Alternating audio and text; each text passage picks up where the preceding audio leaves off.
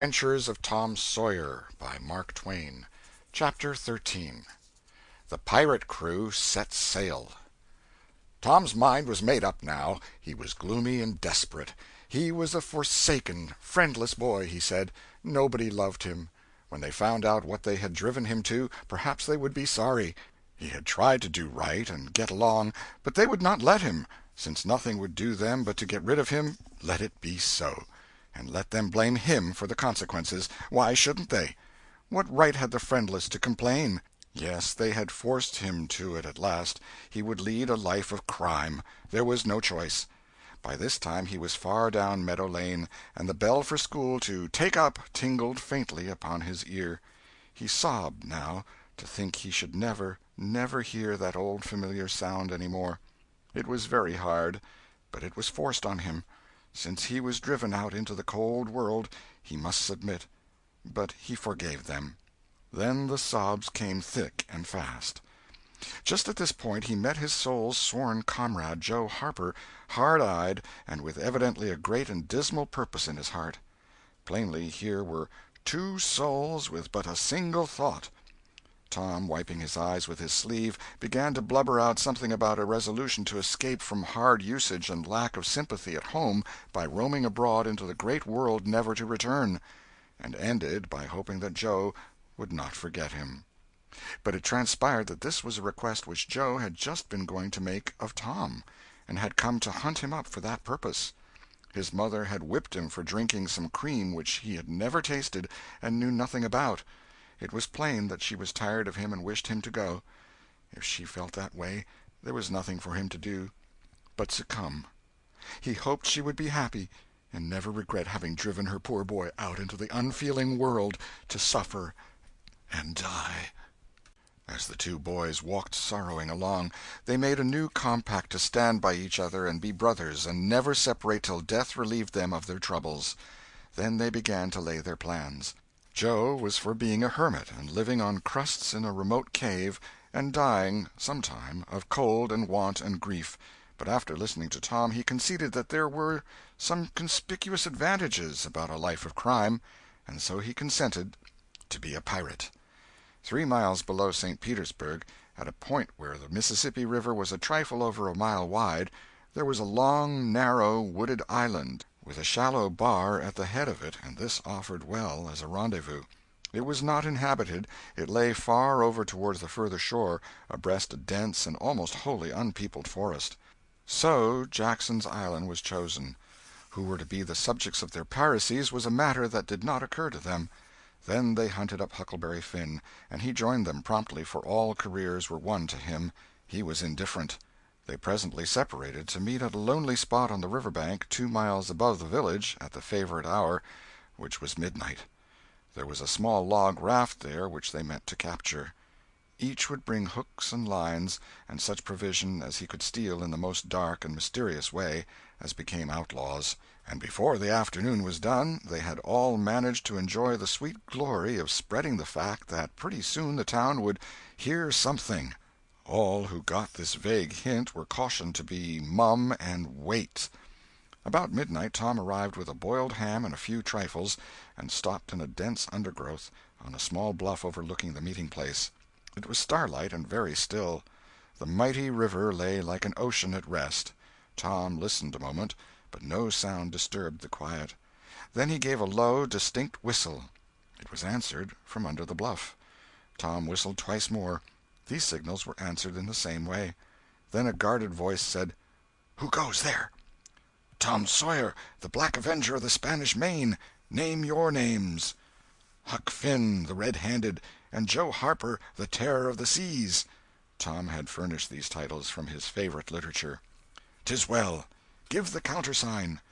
2 hoarse whispers delivered the same awful word simultaneously to the brooding night. "Blood!"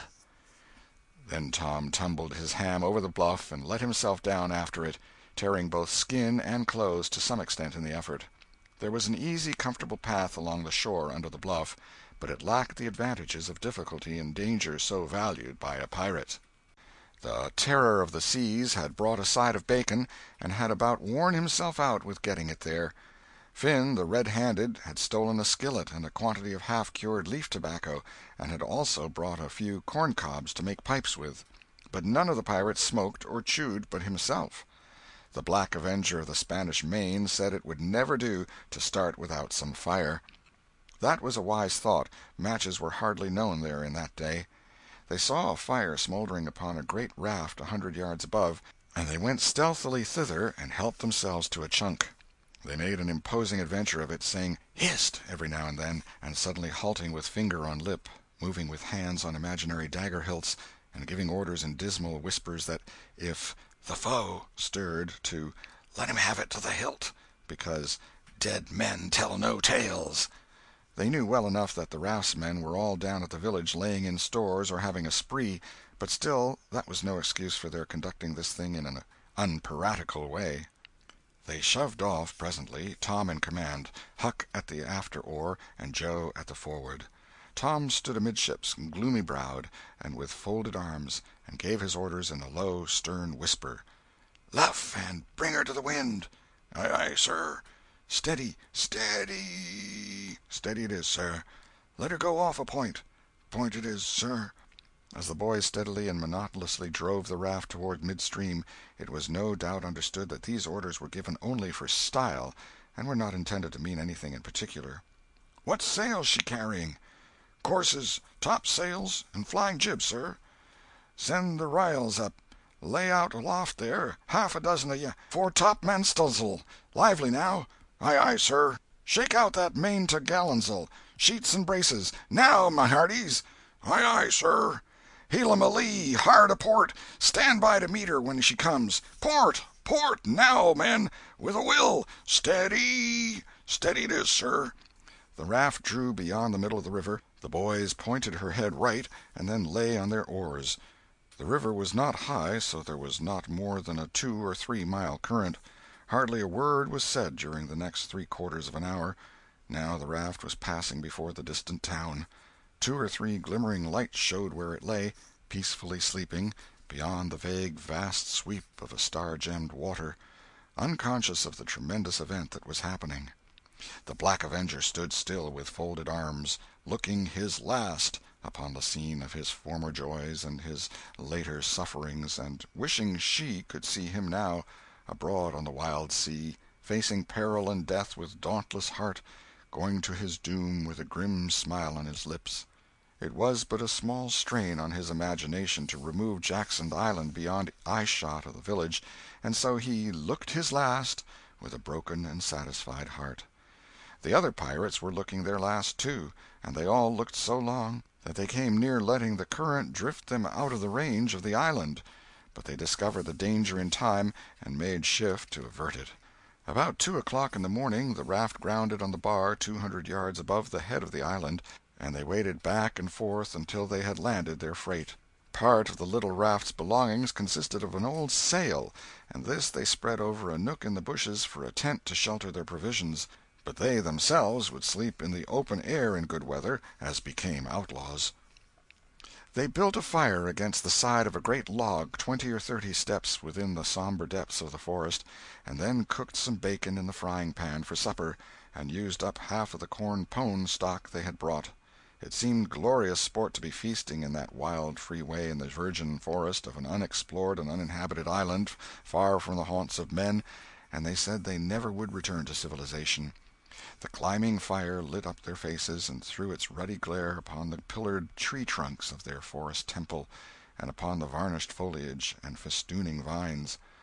When the last crisp slice of bacon was gone, and the last allowance of corn-pone devoured, the boys stretched themselves out on the grass, filled with contentment.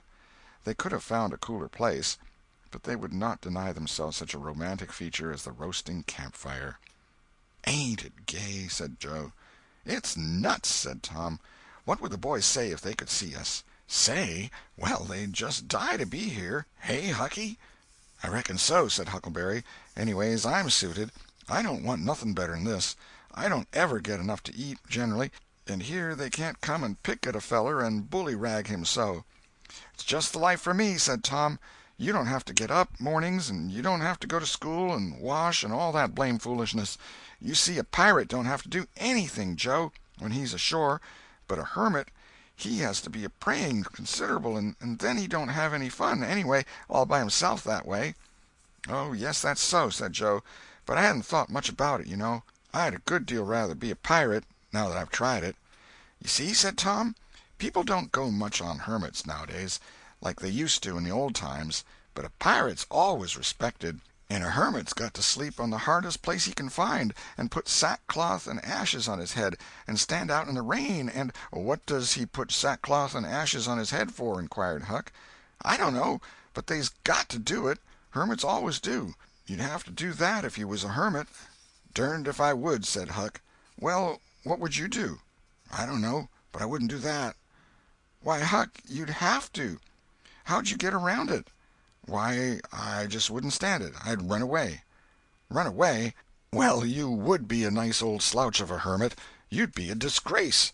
The red-handed made no response, being better employed. He had finished gouging out a cob, and now he fitted a weed stem to it, loaded it with tobacco, and was pressing a coal to the charge and blowing a cloud of fragrant smoke. He was in the full bloom of luxurious contentment. The other pirates envied him this majestic vice, and secretly resolved to acquire it shortly. Presently Huck said, "What does pirates have to do?" Tom said, "Oh, they have just a bully time. Take ships and burn them, and get the money and bury it in awful places in their island where there's ghosts and things to watch it, and kill everybody in the ships, and make 'em walk a plank." "And they carry the women to the island," said Joe. "They don't kill the women." "No," assented Tom, "they don't kill the women. They're too noble, and the women's always beautiful, too." "And don't they wear the bulliest clothes? Oh, no, all gold and silver and diamonds," said Joe, with enthusiasm. "Who?" said Huck. "Why, the pirates." Huck scanned his own clothing forlornly. "I reckon I ain't dressed fitten for a pirate," said he, with a regretful pathos in his voice, "but I ain't got none but these." But the other boys told him the fine clothes would come fast enough after they should have begun their adventures. They made him understand that his poor rags would do to begin with, though it was customary for wealthy pirates to start with a proper wardrobe. Gradually their talk died out, and drowsiness began to steal upon the eyelids of the little waifs. The pipe dropped from the fingers of the red-handed, and he slept the sleep of the conscience-free and the weary. The Terror of the Seas and the Black Avenger of the Spanish Main had more difficulty in getting to sleep. They said their prayers inwardly and lying down, since there was nobody there with authority to make them kneel and recite aloud.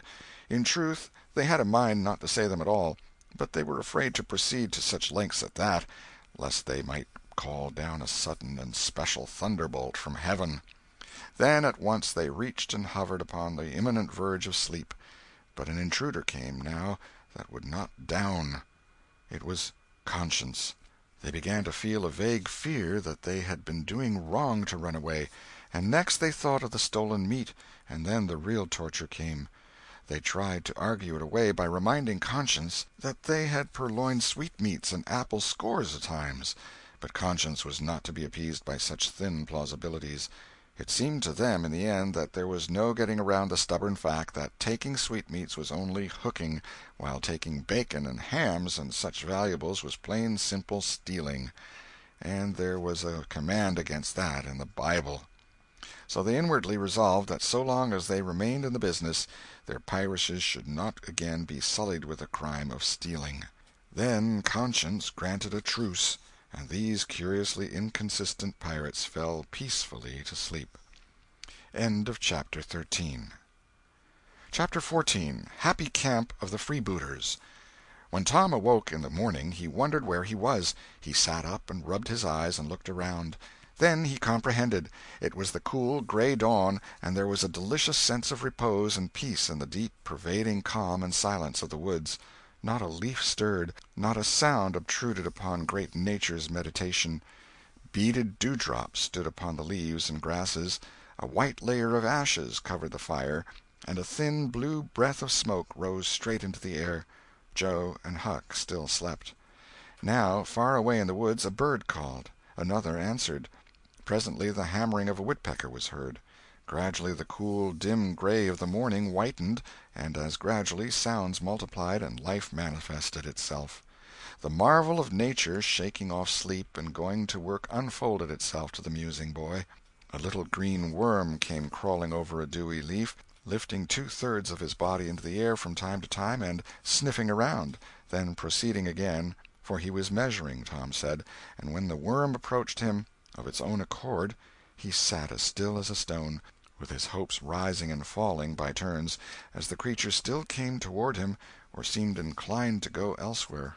And when at last it considered a painful moment with its curved body in the air and then came decisively down upon Tom's leg and began journeying over him, his whole heart was glad, for that meant that he was going to have a new suit of clothes, without the shadow of a doubt a gaudy piratical uniform. Now a procession of ants appeared, from nowhere in particular, and went about their labors. One struggled manfully by with a dead spider 5 times as big as itself in its arms, and lugged it straight up a tree trunk. A brown-spotted ladybug climbed the dizzy height of a grass-blade, and Tom bent down close to it and said, "Ladybug, ladybug, fly away home. Your house is on fire, your children's alone." And she took wing and went off to see about it, which did not surprise the boy, for he knew of old that this insect was credulous about conflagrations, and he had practised upon its simplicity more than once. A tumblebug came next, heaving sturdily at its ball, and Tom touched the creature to see it shut its legs against its body and pretend to be dead.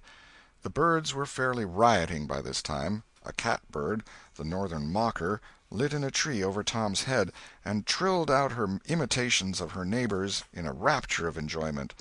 Then a shrill jay swept down, a flash of blue flame, and stopped on a twig almost within the boy's reach, cocked his head to one side and eyed the strangers with a consuming curiosity. A gray squirrel and a big fellow of the fox kind came scurrying along, sitting up at intervals to inspect and chatter at the boys, for the wild things had probably never seen a human being before and scarcely knew whether to be afraid or not. All nature was wide awake and stirring now. Long lances of sunlight pierced down through the dense foliage far and near, and a few butterflies came fluttering upon the scene. Tom stirred up the other pirates, and they all clattered away with a shout, and in a minute or two were stripped and chasing after and tumbling over each other in the shallow limpid water of the white sandbar. They felt no longing for the little village sleeping in the distance, beyond the majestic waste of water. A vagrant current, or a slight rise in the river, had carried off their raft, but this only gratified them, since its going was something like burning the bridge between them and civilization. They came back to camp wonderfully refreshed, glad-hearted, and ravenous, and they soon had the campfire blazing up again. Huck found a spring of clear cold water close by, and the boys made cups of broad oak or hickory leaves, and felt that water, sweetened with such wildwood charm as that, would be a good enough substitute for coffee. While Joe was slicing bacon for breakfast, Tom and Huck asked him to hold on a minute. They stepped to a promising nook in the river bank and threw in their lines. Almost immediately they had reward. Joe had not had time to get impatient before they were back again with some handsome bass, a couple of sun perch, and a small catfish, provisions enough for quite a family. They fried the fish with the bacon, and were astonished, for no fish had ever seemed so delicious before. They did not know that the quicker a fresh-water fish is on the fire after it is caught the better he is, and they reflected little upon what a sauce open-air sleeping, open-air exercise, bathing, and a large ingredient of hunger makes, too. They lay around in the shade after breakfast while Huck had a smoke, and then went off through the woods on an exploring expedition. They tramped gaily along over decaying logs, through tangled underbrush, among solemn monarchs of the forest, hung from their crowns to the ground with a drooping regalia of grapevines. Now and then they came upon snug nooks carpeted with grass and jeweled with flowers. They found plenty of things to be delighted with, but nothing to be astonished at. They discovered that the island was about 3 miles long and 1/4 of a mile wide, and that the shore it lay closest to was only separated from it by a narrow channel hardly 200 yards wide. They took a swim about every hour, so it was close upon the middle of the afternoon when they got back to the camp. They were too hungry to stop to fish, but they fared sumptuously upon cold ham, and then threw themselves down in the shade to talk. But the talk soon began to drag, and then died. The stillness, the solemnity that brooded in the woods, and the sense of loneliness began to tell upon the spirits of the boys. They fell to thinking. A sort of undefined longing crept upon them. This took dim shape presently. It was budding homesickness. Even Finn, the red-handed, was dreaming of his doorsteps and empty hogsheads. But they were all ashamed of their weakness, and none was brave enough to speak his thought. For some time now the boys had been dully conscious of a particular sound in the distance, just as one sometimes is of the ticking of a clock which he takes no distinct note of. But now this mysterious sound became more pronounced and forced a recognition. The boys started, glanced at each other, and then each assumed a listening attitude. There was a long silence, profound and unbroken, and then a deep sullen boom came floating down out of the distance. "What is it?" exclaimed Joe under his breath. "I wonder," said Tom in a whisper. "'Tain't thunder," said Huckleberry in an awed tone, "'cause thunder—" "Hark!" said Tom.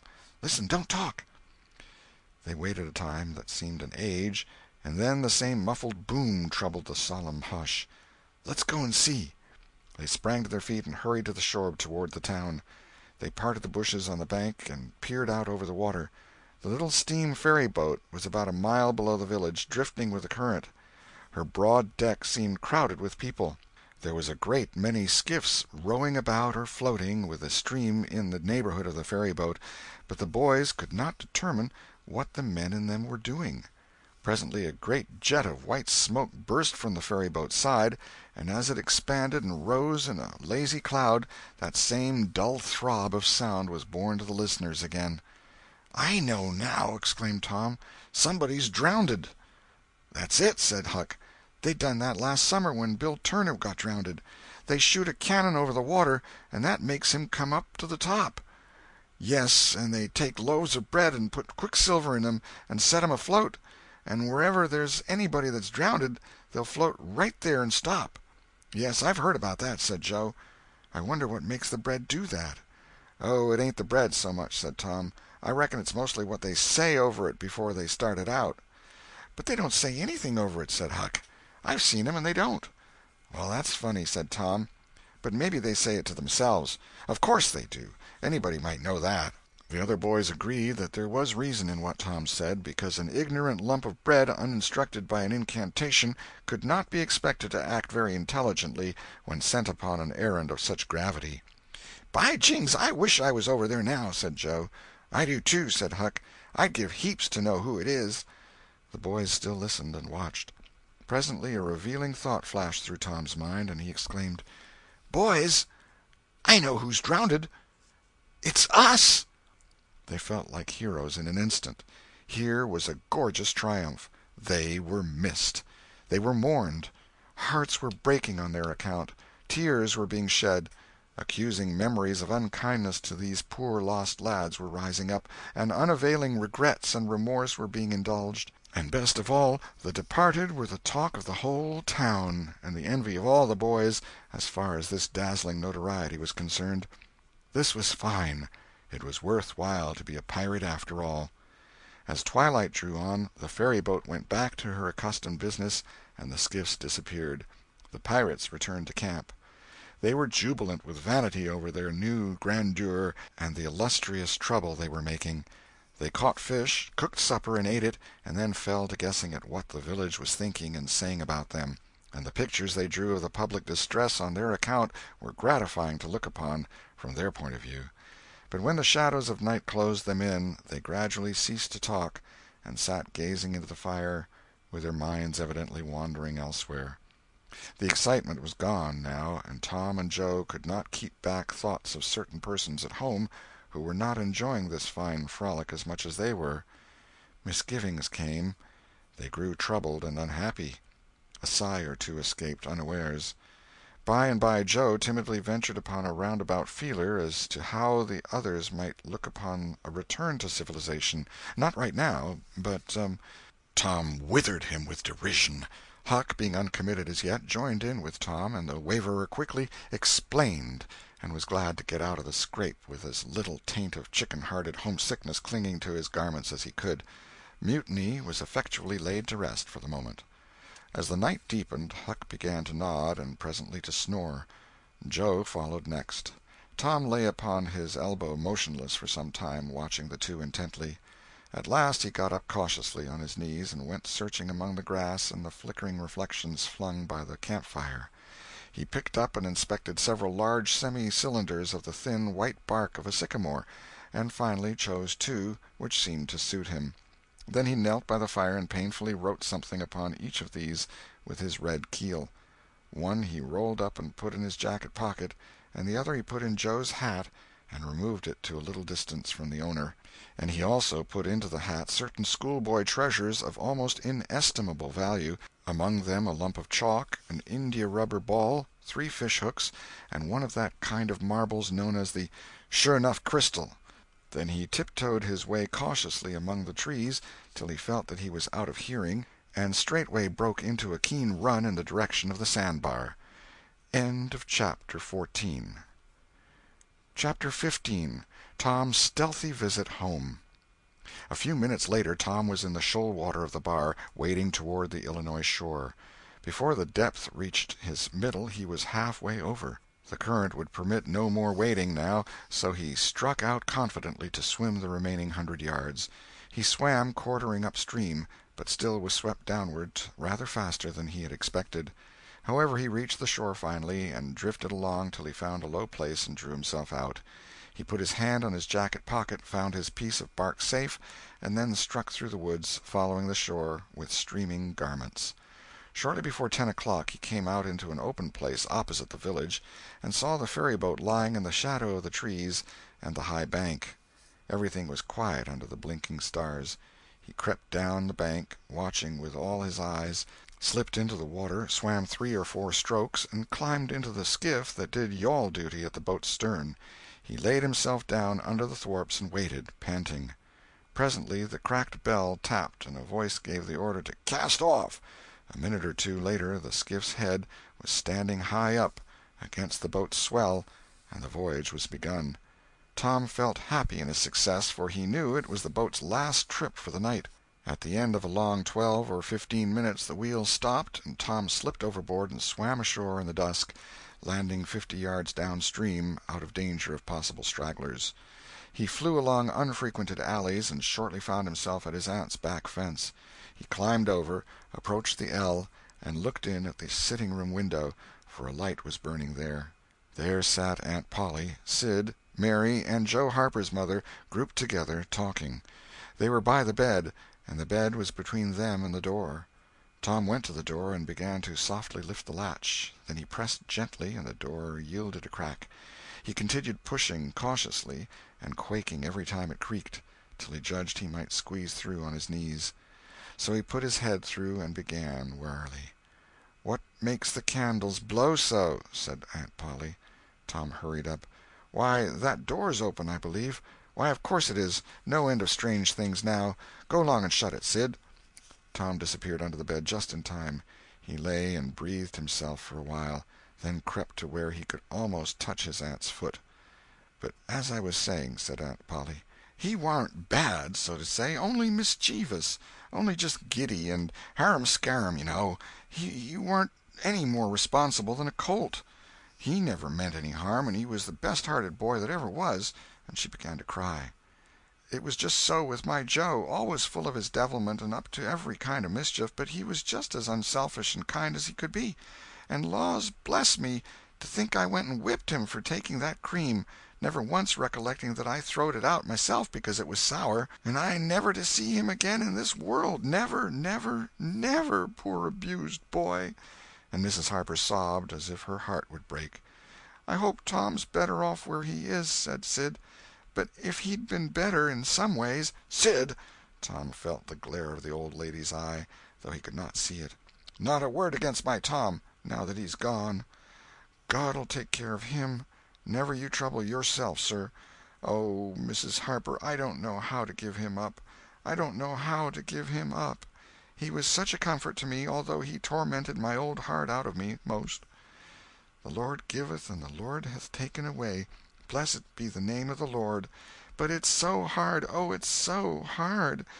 Only last Saturday my Joe busted a firecracker right under my nose, and I knocked him sprawling. Little did I know then how soon. Oh, if it was to do over again, I'd hug him and bless him for it." "Yes, yes, yes, I know just how you feel, Mrs. Harper. I know just exactly how you feel.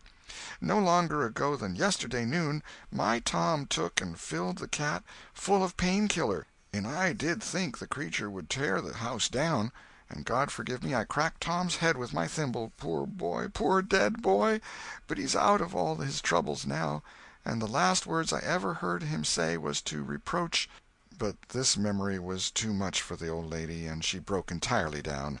Tom was snuffling now himself, and more in pity of himself than anybody else. He could hear Mary crying, and putting in a kindly word for him from time to time. He began to have a nobler opinion of himself than ever before. Still, he was sufficiently touched by his aunt's grief to long to rush out from under the bed and overwhelm her with joy, and the theatrical gorgeousness of the thing appealed strongly to his nature, too, but he resisted and lay still. He went on listening, and gathered by odds and ends that it was conjectured at first that the boys had got drowned while taking a swim. Then the small raft had been missed. Next, certain boys said the missing lads had promised that the village should hear something soon. The wise heads had put this and that together, and decided that the lads had gone off on that raft and would turn up at the next town below, presently. But toward noon the raft had been found, lodged against the Missouri shore some 5 or 6 miles below the village, and then hope perished. They must be drowned, else hunger would have driven them home by nightfall, if not sooner. It was believed that the search for the bodies had been a fruitless effort, merely because the drowning must have occurred in mid-channel, since the boys, being good swimmers, would otherwise have escaped to shore. This was Wednesday night. If the bodies continued missing until Sunday, all hope would be given over, and the funerals would be preached on that morning. Tom shuddered. Mrs. Harper gave a sobbing good night and turned to go. Then, with a mutual impulse, the two bereaved women flung themselves into each other's arms and had a good, consoling cry, and then parted. Aunt Polly was tender far beyond her wont in her good night to Sid and Mary. Sid snuffled a bit, and Mary went off crying with all her heart. Aunt Polly knelt down and prayed for Tom so touchingly, so appealingly, and with such measureless love in her words and her old trembling voice, that he was weltering in tears again long before she was through. He had to keep still long after she went to bed, for she kept making broken-hearted ejaculations from time to time, tossing unrestfully and turning over. But at last she was still, only moaning a little in her sleep. Now the boy stole out, rose gradually from the bedside, shaded the candle-light with his hand, and stood regarding her. His heart was full of pity for her. He took out his sycamore scroll and placed it by the candle. But something occurred to him, and he lingered considering. His face lighted with a happy solution of his thought. He put the bark hastily in his pocket. Then he bent over and kissed the faded lips, and straightway made his stealthy exit, latching the door behind him. He threaded his way back to the ferry landing, found nobody at large there, and walked boldly on board the boat, for he knew she was tenantless except that there was a watchman who always turned in and slept like a graven image. He untied the skiff at the stern, slipped into it, and was soon rowing cautiously upstream.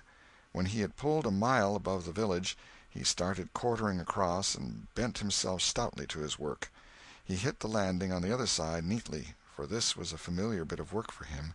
He was moved to capture the skiff, arguing that it might be considered a ship and therefore a legitimate prey for a pirate, but he knew a thorough search would be made for it, and that might end in revelations. So he stepped ashore and entered the wood. He sat down and took a long rest, torturing himself meantime to keep awake, and then started warily down the home stretch. The night was far spent. It was broad daylight before he found himself fairly abreast the island bar. He rested again until the sun was well up and gilding the great river with its splendor, and then he plunged into the stream. A little later he paused, dripping, upon the threshold of the camp, and heard Joe say, "No, Tom's true blue, Huck. He'll come back. He won't desert. He knows that would be a disgrace to a pirate, and Tom's too proud for that sort of thing. He's up to something or other. I wonder what. Well, the things is ours, anyway, ain't they?" "Pretty near, but not yet, Huck. The writing says they are if he ain't back here to breakfast." "Which he is!" exclaimed Tom, with fine dramatic effect, stepping grandly into camp. A sumptuous breakfast of bacon and fish was shortly provided, and as the boys set to work upon it, Tom recounted (and adorned) his adventures. They were a vain and boastful company of heroes when the tale was done. Then Tom hid himself away in a shady nook to sleep till noon, and the other pirates got ready to fish and explore. Chapter 16